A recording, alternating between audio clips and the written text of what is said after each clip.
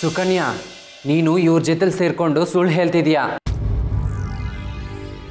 ಮನು ನಮ್ಮ ಥರ ಮಂಗಳಮುಖಿನೇ. ಏ ಧನ್ಯ, ಸುಳ್ಳು ಹೇಳ್ತಾರ ನಾನಲ್ಲ, ನೀನು.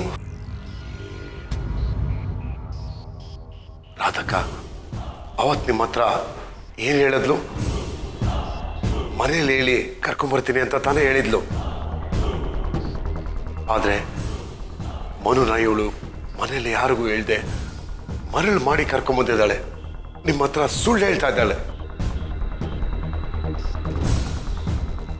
ನೀವು ಎಷ್ಟು ಸಲ ಯಾವ ಕೆಲಸನ ಮಾಡಬೇಡ ಅಂತ ಹೇಳಿದ್ರು ಅದೇ ಕೆಲಸ ಮಾಡ್ತಿದ್ದಾಳೆ. ಏಯ್ ಧನ್ಯ, ಹೇಳಿ ರಾಧಕ್ಕನ ಮುಂದೆ ನಿಜ ಹೇಳು.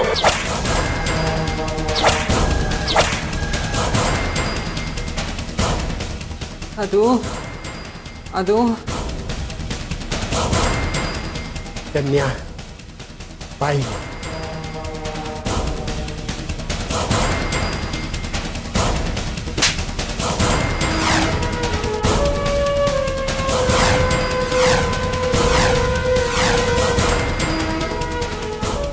ನಾಚಿಕೆ ಆಗಲ್ವೇನೆ ನಿನಗೆ?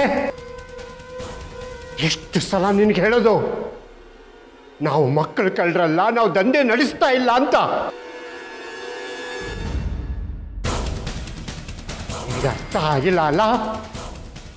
ಕೇಳು, ನಾವು ಆಶ್ರಯ ಕೊಡೋದು ಈ ಸಮಾಜ ಬೇಡ ಅಂತ ಬಿಟ್ಟಿರೋ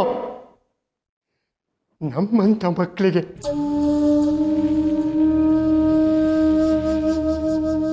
ಧನ್ಯ, ಇದುವರೆಗೂ ನೀನೇನೇ ತಪ್ಪು ಮಾಡಿದ್ರು ನೀನು ನನ್ನ ತಂಗಿ ಇದ್ದಂಗೆ ಅಂತ ಕ್ಷಮಿಸ್ತಾ ಇದ್ದೆ. ಛೀ, ನಿನ್ನಿಂದಾಗಿ ನಮಗೆಲ್ಲ ಕೆಟ್ಟ ಹೆಸರು ತಂದ್ಬಿಟ್ಟಲ್ಲೇ. ಇನ್ನೊಂದು ನಿಮಿಷನೂ ನಿನ್ನ ಮುಖ ನೋಡೋದಕ್ಕೆ ನನಗಿಷ್ಟ ಇಲ್ಲ. ಈ ಮನೆ ಬಿಟ್ಟು ಹೋಗ್ತಾ ಇರು, ಹೋಗು. ಅಕ್ಕ, ತಪ್ಪಾಯ್ತು. ನನ್ನ ಮನೆಯಿಂದ ಹೊರಗೆ ಹಾಕ್ಬೇಡ. ನನಗೆ ನಿಮ್ಮನ್ನ ಬಿಟ್ರೆ ಬೇರೆ ಯಾರಿದ್ದಾರೆ ಹೇಳು? ಏನೇ ಮೇಲೆ ನಿನಗೆ ನನ್ನ ಕಾಲು ಹಿಡಿಯೋ ಯೋಗ್ಯತೆ ಇಲ್ಲ. ಹೊಡು.